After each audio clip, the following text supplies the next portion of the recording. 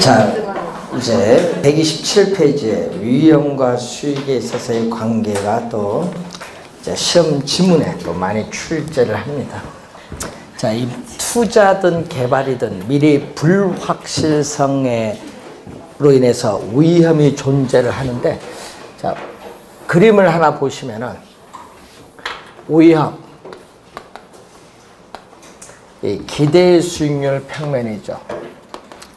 자, 위험 기대 수익률 평면에서 위험이 제로다.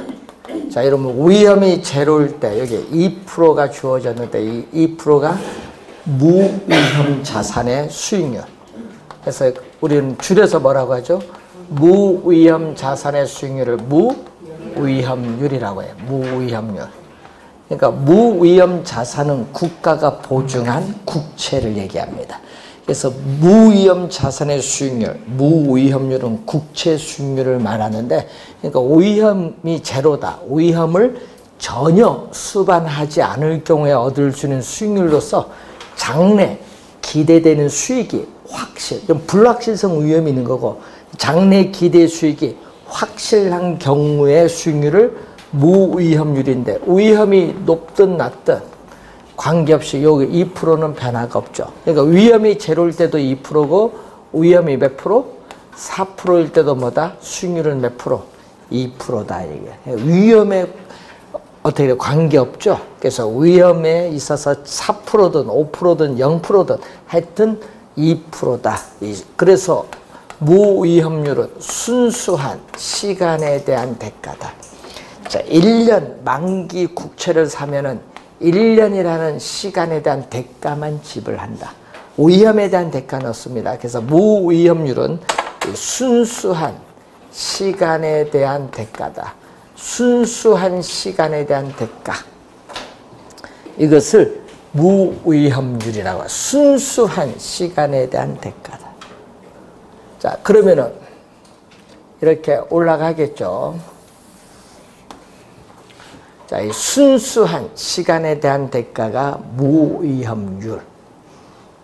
자, 그러면 위험 축에 대해서 이렇게 밑에서 보면 볼록한 이 무차별 곡선이 위험 회피형 투자자의 무차별 곡선인데, 이 그림에서 보듯이 거기 여러분이 중간에 보면 이런 말 나오죠. 일반적으로 위험과 수익은 무슨 관계냐면 비례 관계에 있다. 자, 여기서 시험 지문에 요 뒤에 있는 지문이 중요하거든요. 이 비례란 말이 또 시험에 출제를 하는 용어가 바로 이 비례죠, 비례. 자, 이 비례 관계를 출제를 합니다. 그러면 출제를 보면요, 뭘로 출제하는 거죠? 반비례로 출제를 하든지 이렇게 하죠. 자, 투자자가 시장에서 부담하는 위험이 높을수록 투자자의 수익률도 이렇게 더 높아지죠. 그림 보세요. 위험이 높을수록 수익률도 높아지잖아요. 이렇게 화살표가 같은 방향으로 변동한다. 우리 경제이론에서 화살표가 같은 방향으로 변동하면 무슨 관계? 플러스 양의 관계입니다. 그러니까 문제는요, 비례 관계 또는 플러스 양의 관계인데, 그래서 반비례는 뭐죠? 마이너스잖아요. 마이너스 반비례 관계가 아니다. 그러니까 위험이 높을수록 수익률도 높아지는데 그 두 개는 상쇄가 된다. 그래서 거기 지문에 뭐가 나오냐면 위험, 수익의 상쇄관계. 그래서 시험 문제는 또 이렇게 내죠. 일반적으로 위험과 수익은 비례관계에 있다는 것은 위험, 수익의 상쇄관계를 말한다. 이렇게 또 출제를 또 많이 하죠. 자, 우선 요 지문 출제 많이 하고요. 그 다음에 또 위험이 지금 4%일 때 요거죠. 자, 위험이 높아질수록 요 대가는 점점 뭐한다? 커진다. 요 대가가 점점 이렇게 커지고 있습니다. 요거에 바로 뭐죠? 위험에 대한 대가인 위험 할증률을 말하죠. 위험 할증률. 요 크기를 위험 할증률 또는 위험 보상률이라고 해. 위험 할증률, 위험 보상률. 예, 그래서 리스크는 위험이고요. 이 프리미엄이라고 하는데 이걸 번역을 한 겁니다. 이 프리미엄을 뭘로 번역을 했냐 하면은 할증률 또는 보상률로 번역했다. 그래서 시장에 증대되는 요거 뭐에 대한 시장에서 점점 증대되고 있는 위험에 대한 대가다. 시장에서 점점 증대되고 있는 위험에 대한 대가가 위험 뭐다? 할증률이다. 그래서 투자에 대한 대가에는 시간에 대한 대가와 위험에 대한 대가 이 둘 다 포함이 되어 있다는 겁니다. 자, 그러면은 관련해서 요 크기가 또 있는데 요 크기를 우리는 투자자의 위험에 대한 회피도죠. 위험에 대한 회피도인데 이 크긴 위험에 대한 회피도가 크면 어떻게 돼요? 투자자의 위험에 대한 회피도가 크면은 이렇게 무차별 곡선의 기울기는 급해진다. 자, 이때 무차별 곡선의 기울기가 이렇게 완만할 때를 우리 뭐라고 하냐면요. 공격적이란 말을 써요. 공격적인 위험 회피형 투자자다. 공격적인 위험 회피형 투자자의 무차별 곡선이 이렇게 완만하고 위험 회피도가 큰 것은 보수다. 보수. 위험 회피도가 크면 무차별 곡선의 기울기가 급해진다. 이때는 보수적인 위험 회피형 투자자다. 자, 보수적인 위험 회피형 투자자인데, 자, 이 공격적인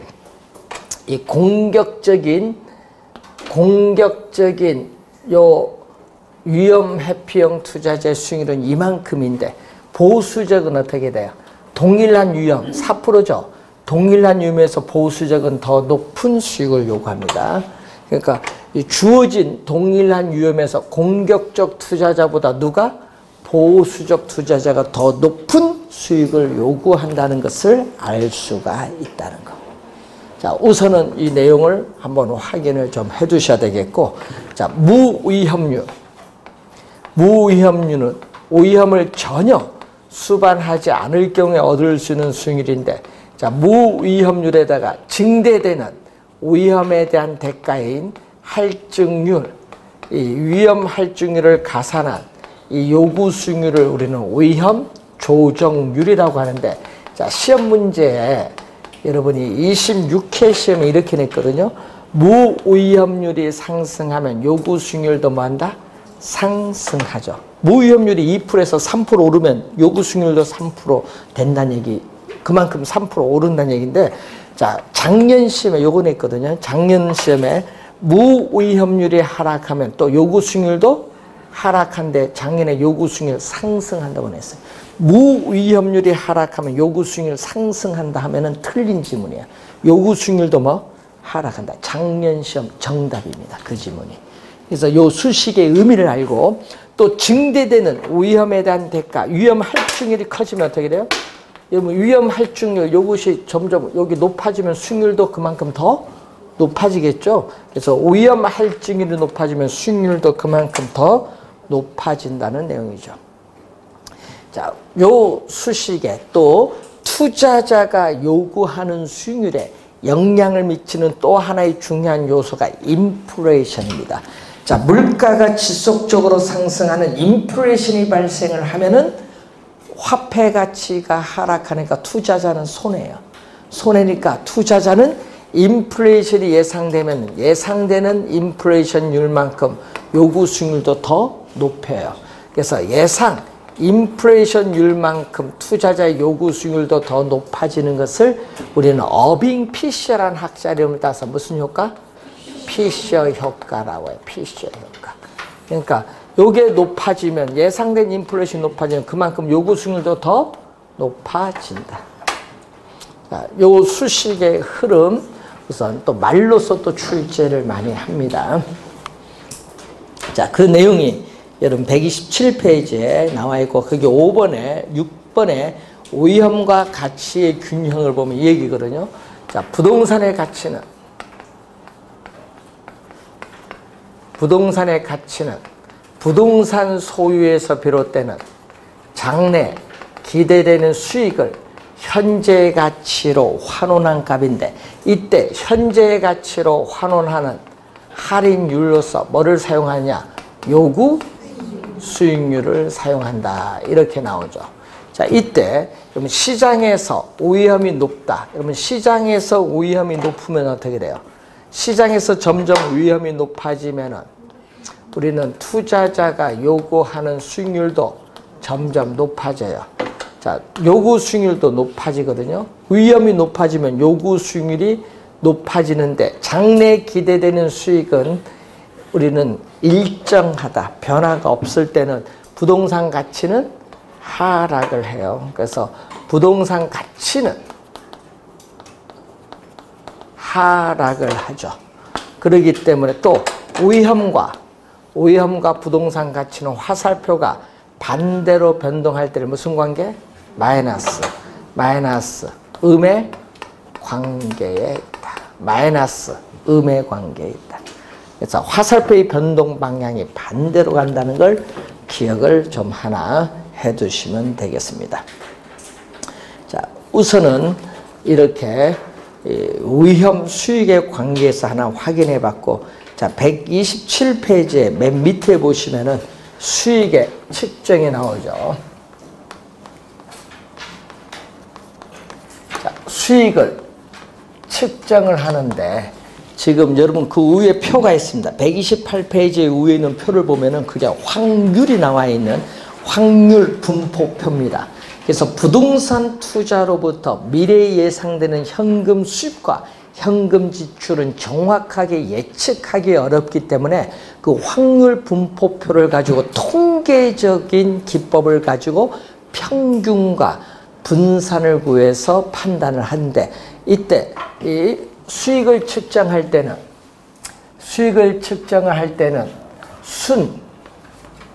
영업소득은 순수익이죠.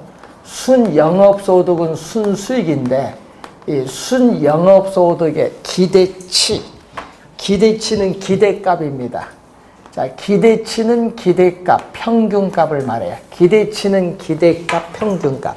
이 평균 구하는 거죠. 순영업소득의 기대치로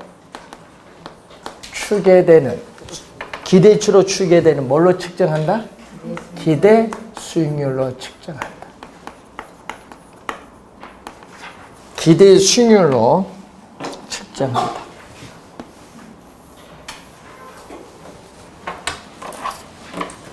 기대 수익률로 측정하는 것이 일반적이다. 그래서 여러분 기대 수익률 구하는 지문들이 많이 나오는 거예요. 자, 그래서 여러분이 올해 시험에 또 표가 나올 거 아니에요? 표가 나왔을 때 그 표를 보고 기대 수익률 구하는 거 연습을 하시면 돼요. 이제 문제집 가서 이제 많이 다루게 될 내용입니다. 기대 수익률. 자, 기대 수익률이 또 있지만 또 뭐를 측정해야 돼? 두 번째, 오위험이죠. 하여튼 우리 하면 요 두 가지를 측정을 해야 되는데, 오위험을 측정할 때는 뭐를 가지고 또 통계적 기법인 표준 편차를 가지고 측정하죠. 자, 이때 그림이 이렇게 나오는 게 있습니다. 자, 요 평균이거든요. 평균인 기대 수익률. 자, 이 평균인 기대 수익률을 중심으로 좌우 대칭인 이것을 정규 분포 곡선이라고 해요. 정규 분포 곡선. 자, 이 평균인 기대 수익률을 중심으로 좌우 대칭인데, 이 표준 편차는 이 평균으로부터 얼마나 떨어져 있느냐, 평균으로부터 얼마나 떨어져 있는가를 우리 측정하는 지표예요. 그런데 문제는 평균에 이렇게 밀집하면 어떻게 돼? 자, 여러분 이렇게 평균에 밀집해서 가까이 간다. 밀집하면 평균으로부터 떨어져 있는 게 작죠? 작다는 것은 표준 편차가 작은 거예요. 평균에 밀집하면 그만큼 위험도 낮아요. 이걸 염두에 두시고, 또 이렇게 평균으로부터 떨어져 있는 정도가 이렇게 넓게 나타나요. 그러면은 표준 편차가 크고 이때 위험도 높다. 그러면 여러분들은 시험 지문에 요걸 자기력을 하였다. 계산은 못해도 뭐다? 표준 편차가 작을수록 위험은 낮고 표준 편차가 클수록 위험은 높다. 이건 꼭 기억하고 다니셔야 돼요. 계산은 못해도.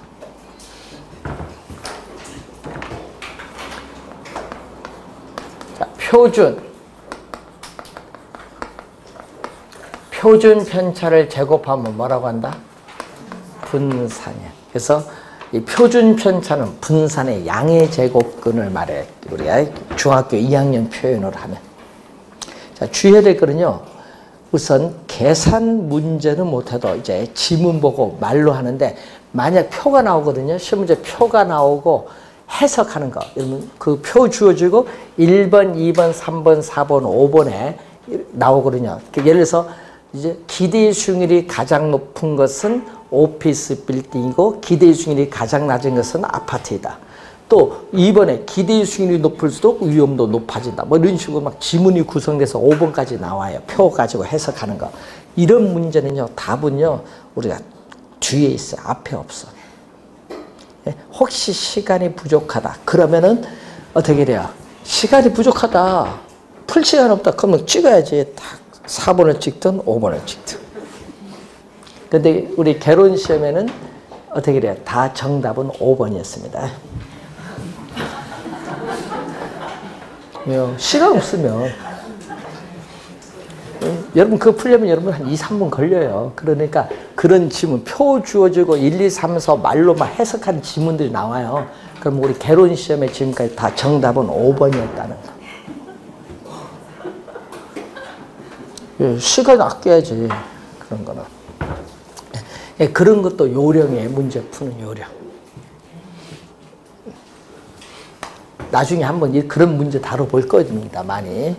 자, 우선은 계산 이제 관련돼 있어서 이 변이계수라는 용어나 또 작년에 또 출제한 용어죠. 또 보면은 변이계수 또는 뭐라고 하죠? 거기 보면 변동계수 또는 분산계수 뭐 말이 비슷한 말이 많아요. 변이계수, 변동계수, 분산계수 뭐 같은 용어인데 용어가 좀 어려워. 변이. 예? 그래서 이것은 변이계수는 기대 수익률 단위당 위험도를 나타낸다. 기대 수익률 단위당 위험도. 이 기대 수익률 단위당 위험도인데 그러면 분모는 기대 수익률 단위 1%죠. 1%당 위험. 위험은 뭐 갖고 측정? 표준 편차 갖고 측정을 하는 거죠. 자, 여러분 거기 표에 한번 보세요. 그 투자 대상 보세요. 아파트 한번 볼까요? 아파트 기대 수익률 얼마? 5%. 표준 편차 2%. 그럼 얼마? 5%, 2%니까 5분의 2니까 얼마? 0.4. 계산되죠? 설마 그 계산 못할 수가. 그런데 시험 문제는 요게 공식이 생각 안 나서 그러지. 그럼 계산은 쉬워요. 그런데 그 보면 아파트가 뭐에 비해서 거기 상가 오피스텔, 상가 오피스텔에 비해서 아파트가 상대적으로 어떠한가 보는 거예요. 여러분 다른 투자 대상과 비교합니다. 지금 아파트를 뭘로 상가 오피스텔 다른 투자 대상과 비교할 때는 뭐야? 상대적이란 말이 꼭 들어가. 여러분 상대적이란 말이 들어간다는 것은 다른 투자 대상과 비교를 하는 거예요. 그럼 상대적 뭐다? 표준 편차다. 그럼 시험 문제에 아파트가 상가 오피스텔에 비해서 상대적으로 위험성이 가장 낮다 하면 이것도 해석이 뭔가 나오면 골치 아픈 거야. 상대적인 말이 들어가면 다른 투자 대상과 비교한다. 그래서 이 변이계 수익값이 작다. 여러분 기대 수익률 단위당 위험이 낮을수록 다른 투자 대상에 비해서 유리하다는 얘기예요. 그래서 여러분이 변이계 수익값이 작을수록 유리한 투자. 역수는 뭐죠? 요 역수. 변이계수와 역수는 말 그대로 역수로 가야 되니까 위험 한 단위당 기대 수익률. 여러분 시험 지문에 오염 한 단위당 기대 수익률 탁 떴는데 여러분요 앞에는 다 도망갔어. 뒤에 요것만 보는 거예요. 막 시험 문제 보면은 오염 한 단위당 하면요 요 기대 수익률만 보면 안 돼. 앞에 요게 있습니다. 예. 오염이 뭐죠? 분모로 가는 거예요. 오염 1% 표준 편차. 오염 1%당 기대 수익률이 어떠한가 보는 겁니다. 그러면 이것은 또 어떻게 돼요? 역수니까 위험 1%랑 기대 수익률이 뭘수록 높을수록 뭐다? 유리한 투자가 되겠지. 역수니까. 그래서 요 관계를 하나 확인 또 해 두셔야 됩니다. 작년에 또 변이계수 지문이 또 떴습니다. 계산 문제 출제할 수도 있고요. 변이계수의 개념 잘 확인해 두시면 되겠네요. 자, 그리고 위험 관리 방법 128페이지 보시면은 위험 관리 방법 보면은 네 가지가 나오죠. 위험의 정가, 위험의 회피, 위험의 보유, 위험의 통제 네 가지가 나와요. 그 중에서 우리 출제위원들은 뭐를 자주 넣냐면 위험의 정가를 많이 해요. 정가. 조세의 정가가 있듯이 위험의 정가, 위험 떠넘긴 겁니다. 자, 물가가 지속적으로 상승하는 인플레이션이 발생하면 화폐의 가치가 하락을 해요. 주택 소유진 임대인은 손해를 봐. 돈의 가치가 떨어지니까. 그래서 인플레이션이 발생하면은 임대인인 주택 소유자는 임대료 인상을 하는 임대차 계약을 통해서 누구에게? 임차인에게 정가를 시켜요. 정가. 또 잠재적 미래의 손실의 가능성을 여러분은 제3자인 보험회사에 보험에 가입을 함으로써 여러분 또 위험을 누구에게? 보험회사에 떠넘겨. 보험회사의 보험에 가입을 시키는 거야. 자, 여러분 요즘에 저한테 계속 전화 오는 게 있어. 하루에 한 10통은 오는 것 같아. 치매보험. 요즘 왜 그치요? 그래서 요즘 계속 전화 오셨더래요. 요즘 뭐 별 보험이 다 많이 생기는 것 같아. 오늘 뭐 이제 치매보험, 여러분 중개사 공부하면 치매 걸릴 염려가 없어. 머리 쓰시잖아요. 손해가 여러분 치매는 여러분 기억을 못하는 손해 때문에 그래요. 그래서 머리 아프잖아 공부하시면서 여러분이 공부하면서 기억을 해야 되니까 머리가 좀 아파요. 그러면 그건 공부 안 하다가 한 게 아니라 손해가 안 쓰다가 쓰니까 아픈 거예요. 병원 가면 물어봐요. 머리 아파서 왔다 가면은 중개사 공부하시니까 물어요. 네? 아, 병원 가시면은 그만큼 여러분 머리를 안 쓰다가 쓰시니까 그래. 손해가 열리면요 치매는 15년 예방돼요. 중개사 공부하면 치매보험 가입할 필요가 없어. 그만큼 머리 많이 쓰시니까. 쓰지 않고 단순 일만 하시는 분들이 제일 빨리 걸려요. 자, 그래서 우리는 예방됐습니다. 그러니까 요즘에 또 우리 뉴스 보면 또 그 요즘 많이 하대. 원청업체, 하청업체 얘기를 많이 하죠. 그럼 또 하청 계약을 체결해. 우리 저 건설이 많거든요. 건설에 하청 또 재하청 주고 막 하는데 그러게 되면 어떻게 돼요? 원청업체는 누구에게? 하청업체에게 위험을 떠넘겨요. 또 니스 계약 요즘 또 체결 많이 하는데 이 니스 계약도 체결하면은 기업은 니스 회사에 또 니스에 따른 위험을 뭐 한다? 또 떠넘기는 거. 다 위험의 정가입니다. 그런 거는. 근데 위험의 회피는 손실 가능성을 피하는 방법 중에 하나로서 안전한 자산에만 투자한 사람이 있어요. 안전한 자산.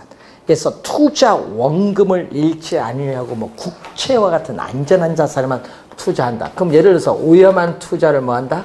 제외시킨다.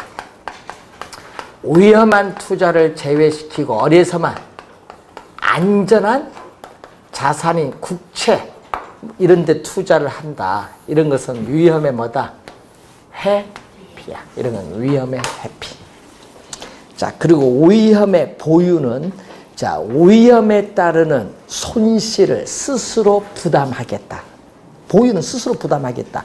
예를 들어서 외부적 요인에 의해서 감가상각이 발생했다. 외부적 요인에서 이때 감가상각에 따른 충당금을 설정해서 스스로 위험을 부담하겠다는 것은 위험의 보유.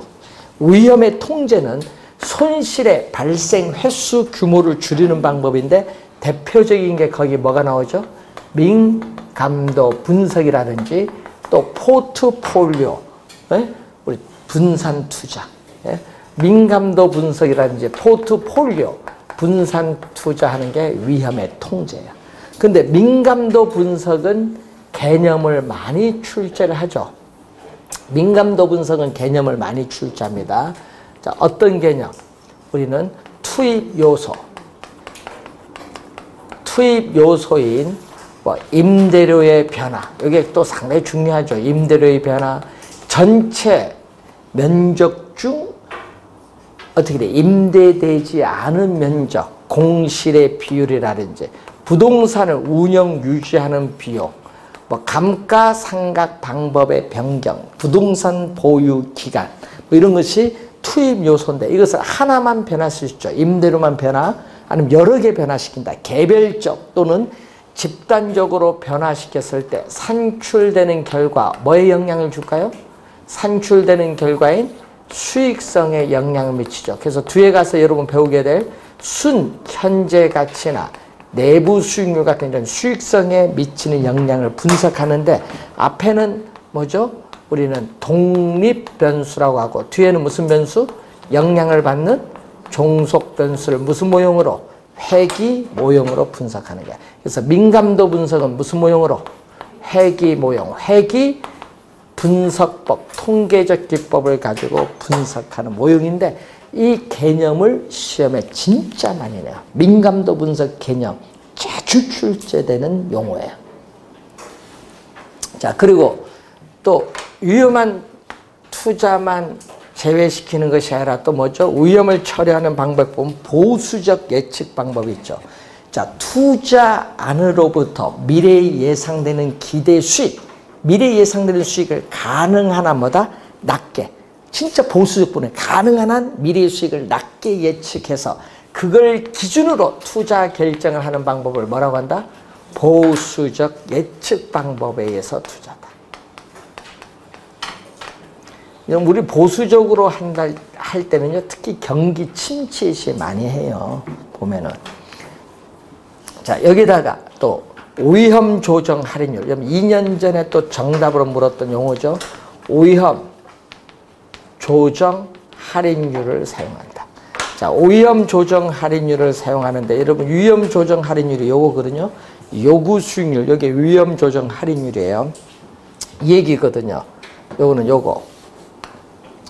부동산으로부터 장래 기대되는 수익을 현재의 가치로 환원할 때 위험한 투자일수록 요구 수익률을 뭐 할인율인 요구 수익률을 높여서 부동산 가치를 낮게 해서 제외시키는 거예요. 그러니까 시험 문제는 거의 위험한 투자 아닐수록 뭐를 높은 할인율을 적용한다. 시험에 벌써 낮은으로 3번 출제한 거예요. 높은 할인율, 낮은이 아니라 높은 할인율을 적용한다. 말을 바꿔버리죠, 지문을. 자, 우선은 시험 문제 보면요, 여기서 표를 이용한 문제 출제할 수 있고 아니면 이쪽에서 또 출제할 수 있고. 그래서 여러분 올해도 위험 수익의 관계, 위험 관리 방법, 위험 처리 방법, 위험의 개념, 수익률 개념 묶어서 하여튼 한 문제 출제를 해요. 요즘 종합적으로 출제하죠. 그리고 또 여기서 또 표를 이용한 계산 문제 출제 가능성이 있다. 자, 그리고 129페이지에 우리가 포트폴리오입니다. 자, 포트폴리오는 1952년에 나온 용어예요. 그래서 마코이츠라는 학자가 포트폴리오 선택이라는 논문을 발표해서 처음 나온 겁니다. 그래서 이분이 예를 들면서 이런 예를 들었거든요. 한 바구니에 계란을 모두 담지 마라. 이런 격언을 이분이 설명하면서 했어요. 바구니 떨어지면 계란 다 깨지지. 그래서 이걸 빗대서 투자 자금을 한 자산에 투자하면은 위험이 너무 높다. 그래서 투자 자금을 한 자산에 투자하지 말고 여러 자산에 나누어 뭔다? 분산 투자하라. 분산 투자. 그럼 분산 투자를 하는 목적은 바로 뭐를 줄이기 위해서? 위험. 여러분 분산 투자하는 것은 위험을 줄이는 것을 목적으로 합니다. 위험을 줄이는 것을 목적으로 하는데 뭐와는 관련 없다. 우리는 기대 수익률과는 아무런 관계없어요. 여러분 기대 수익률과는 관계없다. 뭐를 줄이는 거? 위험을 줄이는 것을 목적으로 한다. 이 말이겠죠.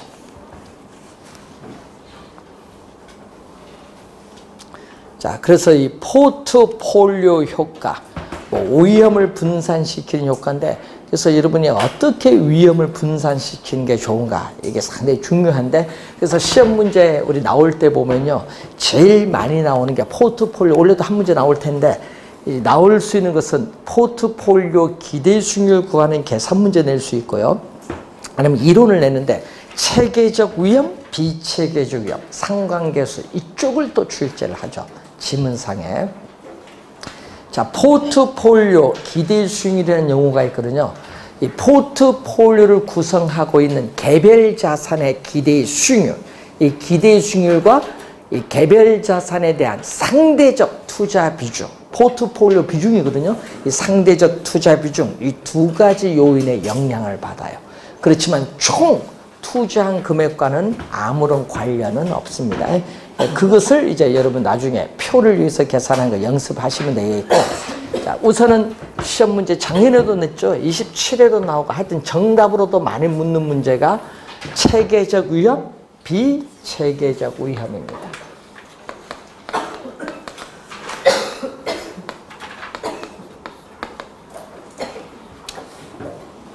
자, 포트폴리오 위험. 포트폴리오를 구성하는 자산의 수가 있죠. 이렇게 내려오겠죠.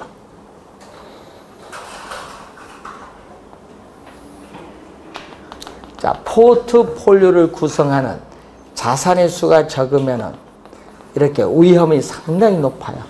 무슨요? 포트폴리오에 따르는 무슨요? 총위험이에요. 그래서 이 총위험은 이 체계적 위험과 뭐의 합? 비체계적 위험의 합으로 구성되어 있다. 그러면 시험 문제 지금 작년도 그렇고 27회, 29회 그 두 번 출제된 지문이 요거거든요. 그때 요걸 출제했어요. 비체계적 위험. 그러니까 그때 나올 때 보면 개별 부동산, 요 지문이 나왔거든요. 개별 부동산의 특성에 따라 야기되는 위험은 무슨 위험? 비체계적 위험. 요걸 출제했는데, 그래서 비체계적 위험은 투자 대상을 다양화하여 분산 투자를 함으로써 제거할 수 있다. 제거할 수 있다. 있다는 것은 피할 수가 있는 위험. 제거할 수 있다는 것은 피할 수 있는 위험이다. 이때 피할 수 있는 위험.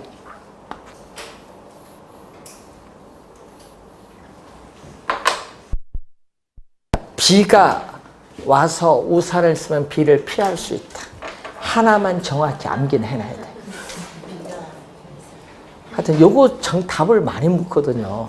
그러면 체계적 위험은 반대로 피할 수 없다. 뭐 이렇게 나옵니다. 밑에 체계적 위험. 요거는 시장의 힘에 의해서 야기되는 시장 위험이야. 여러분, 시장의 힘에 의해서 야기되는 시장 위험이 체계적 위험인데, 인플레이션이 발생하거나 부동산 경기가 침체하거나 대출 금리가 인상이 되면은 시장에 존재하고 있는 모든 부동산에 다 영향을 미치기 때문에 피할 수가 없다. 그래서 체계적 위험은 피할 수 없는 위험.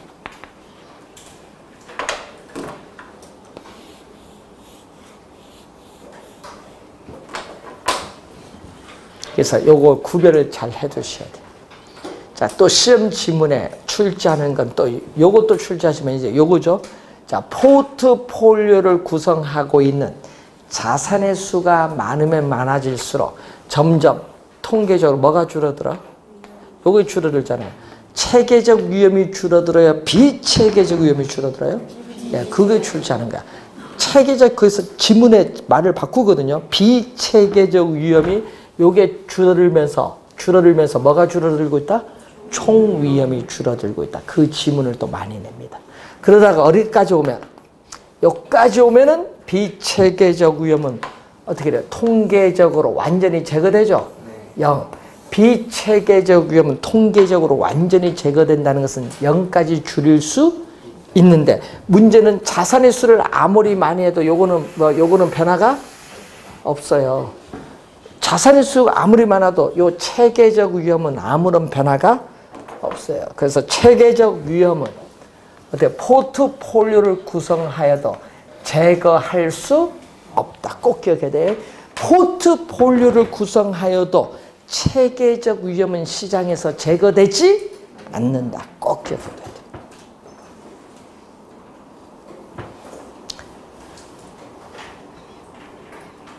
그래서 여러분이 체계적 위험, 비체계적 위험, 요거하고 상관계수는요, 요거 자주 보셔야 돼요. 왜? 올해 출제가 예상이 되는 부분이기 때문에. 변이계수, 상관계수 하니까 상관하면은, 만약에 상관하면 뭐가 있겠죠? 두 개가 나와야지 상관이 있나 없나 물으려면은. 그래서 상관계수는 포트폴리오를 구성하고 있는 뭐죠? 두 자산 간의 수익률의 움직임을 나타낸다. 자, 포트폴리오를 구성하고 있는 두 자산 간의 수익률의 움직임, 변동을 측정하는 지표다. 그래서 시험 문제를 풀다 보면요, 이 지문이 나와요. 수익률의 움직임이란 말이 나왔다 하면은 뭐다? 상관계수를 떠올리면 돼. 지문상에, 그 보기 지문상에 수익률의 움직임, 변동이 나오면은 상관계수를 묻는구나. 자, 상관계수는요, 계산을 해보면, 여러분 계산 문제는 안 내거든요. 왜냐? 통계적 기법인 공분산이 나오기 때문에 우리 안 내요. 그래서 우리는 범위만 물어. 이 범위만 물고요. 우리가 오늘은 범위까지만 보는데 다음에는 그림도 있어. 이런 그림을 또 하나 그려야 돼. 그 그림은 다음에 여러분 한번 모의고사 치고 나서. 틀려야 그 기억이 오래 남지.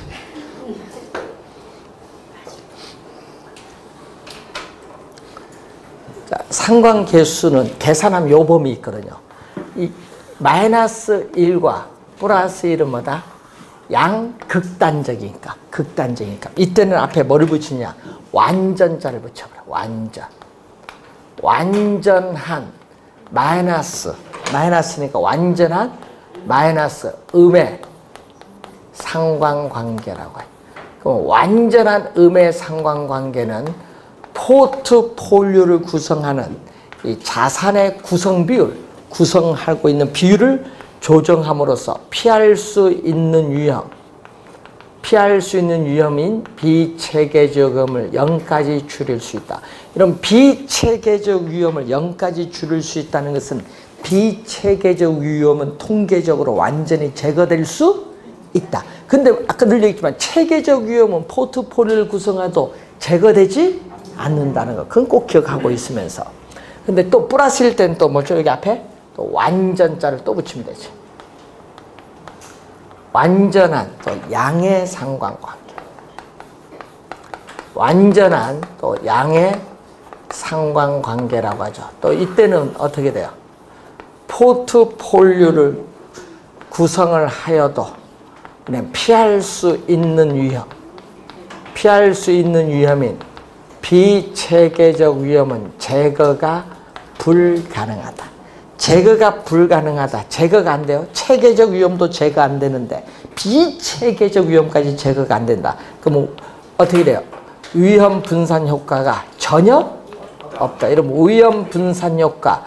여러분 시험 문제 보면요, 이걸 말을 이상하게 출제마다 달리 쓰더라고요. 포트폴리오 효과, 위험 분산 효과, 위험 절감 효과, 위험 회피 효과. 하여튼 출제마다 이렇게 말을 달리 씁니다. 대충 보고 그 말이 그 말이구나.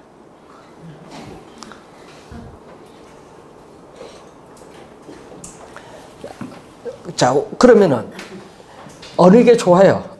플러스 1로 올수록 좋아요? 마이너스 1로 가서 좋아요? 마이너스 1로 가서 좋죠. 왜? 비체계의 조임이 점점 어떻게 돼? 0으로 가까이 가니까 위험이 낮아지잖아요. 그래서 위험 분산 효과, 포트폴리오 효과인데 이것은 마이너스 1로 가까이 갈수록 위험이 많이 제거되니까 효과는 커져요. 그럼 반대로 뭘로 갈수록 플러스를 가면 위험이 제거가 안 되잖아요. 그러니까 이때는 포트폴리오 효과, 위험 분산 효과는 작아지는 거예요. 자, 그래서 상관계수, 또 이것도 한번 출제했는데 상관계수의 값이 마이너스 값을 갖느냐 플러스 값을 갖느냐. 예? 이때 이 수익률의 움직임을 보는데 이 포트폴리오를 구성하는 두 자산 간의 수익률의 움직임이 반대로 변동한다. 자, 이래서 한 자산의 수익률이 뭐한다? 증가하면은 다른 자산의 수익률은 오히려 감소한다. 한쪽은 증가, 한쪽은 감소하면은 반대로 변동하거든요. 이때는 상관계수의 값이 얼마다? 마이너스 값이 나와요. 그런데 문제는 이때는 뭐죠? 한 자산의 수익률이 증가하면 또 다른 자산도 수익률이 증가해요. 그래서 이때는 무슨 방향? 같은 방향. 같은 방향으로 변동한다. 여기는 반대로 변동. 여기는 같은 방향.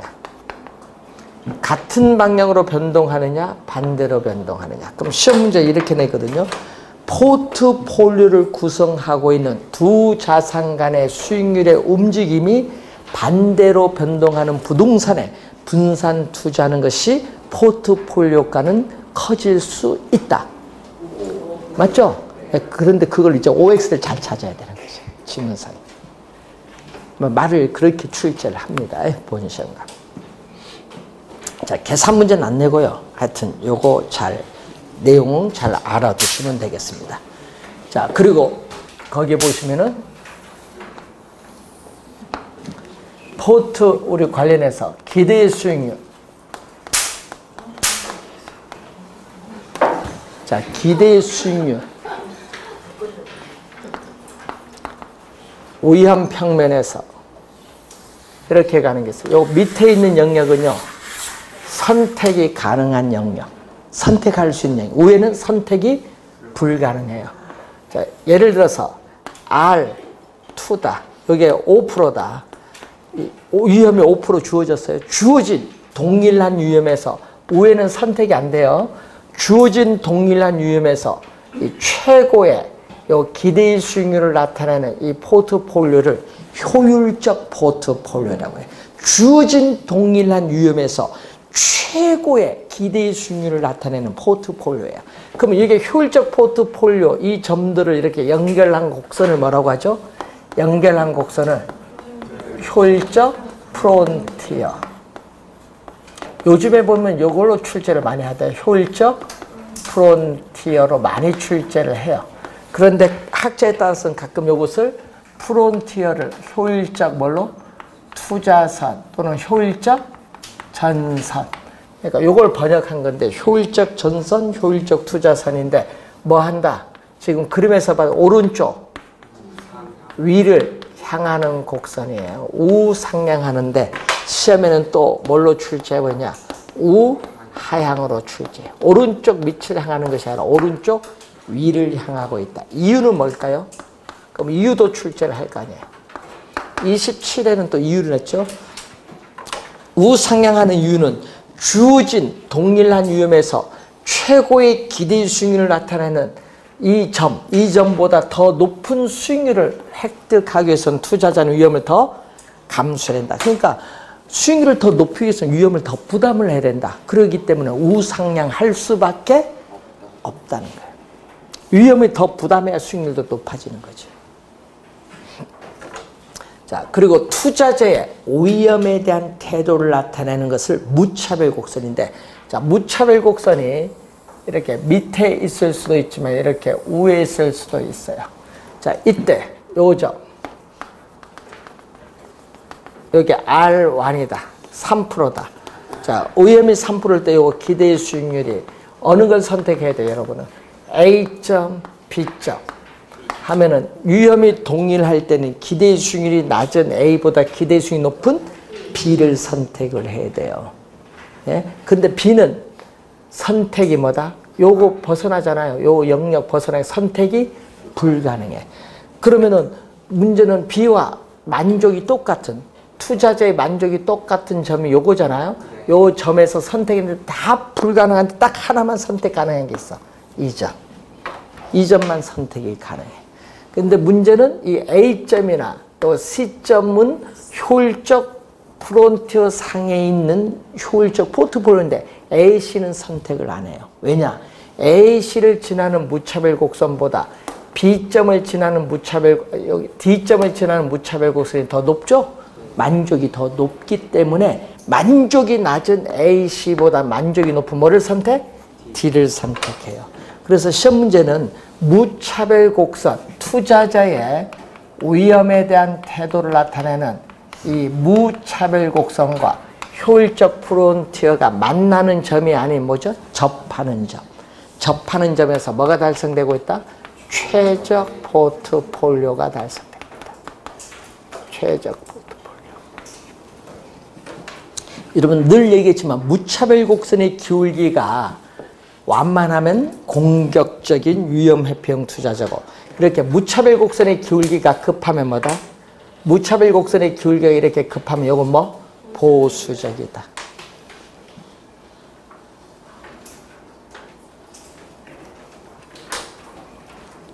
자, 그래서 우리 아까 배웠을 때 무차별 곡선의 기울기가 완만하면 공격적인 위험 회피형 투자자. 무차별 곡선의 기울기가 급하면 보수적인 위험 회피형 투자자인데, 자, 그래서 무차별 곡선의 기울기 우선 확인 한번 해보시면 되겠습니다. 자, 그래서 그림 보면은 여러분 131페이지에 투자자 A는 뭐다? 공격적이고 투자자 B는 뭐다?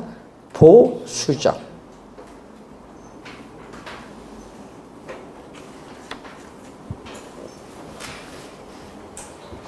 포트폴리오 이론에서 원래 한 문제 또 출제가 예상이 되고 있습니다.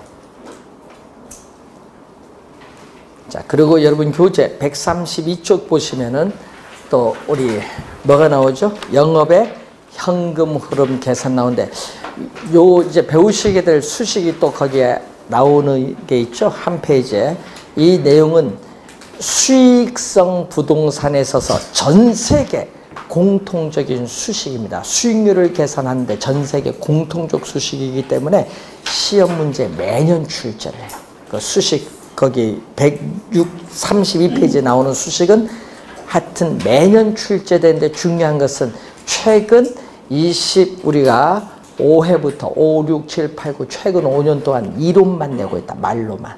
그전에는 막 계산 문제도 많이 냈는데 최근에는 말로써 출제를 하고 있어요. 계산은요 평가이론에서 내고.